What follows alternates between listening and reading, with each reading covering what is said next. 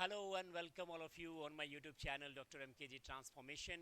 Class 12th के exam oriented series में short note की कड़ी में एकदम अल्ट्रा इम्पॉर्टेंट और बहुत ही easy question DNA versus RNA की आज बात होगी।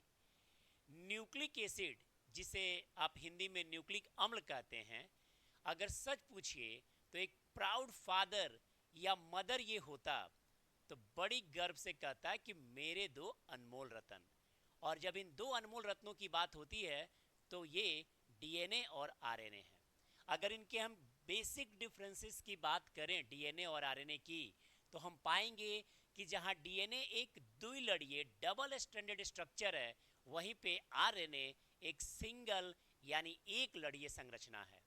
अगर इन दोनों के डिफरेंसेस में चीनी की बात हम करें तो जहां डीएनए में डीऑक्सीराइबोज शुगर पाया जाता है जिसका फॉर्मूला C5H10O4 है, वहीं पे आरएनए में एक प्रकार से पेंटोज शुगर पाया जाता है जिसका फॉर्मूला C5H10O5 होता है।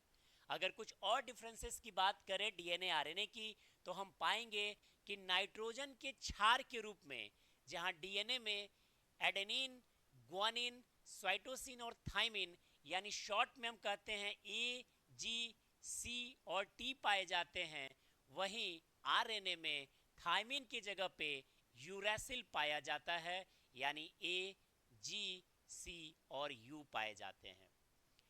कुछ और डिफरेंसेस की बात करें हम डीएनए आरएनए की, तो हम देखेंगे कि डीएनए जो है आमतौर पे केंद्रक में पाया जाता है। डीएनए आमतौर पे केंद्रक में पाया जाता है, लेकिन हम आरएनए की अगर बात करें तो ये कोशिका द्रव्य यानी साइटोप्लाज्म और केंद्रक दोनों में पाया जाता है। अगर डीएनए की हम महत्ता की बात करें तो डीएनए एक जेनेटिक मटेरियल है, ये एक यूनिवर्सल ट्रूथ है।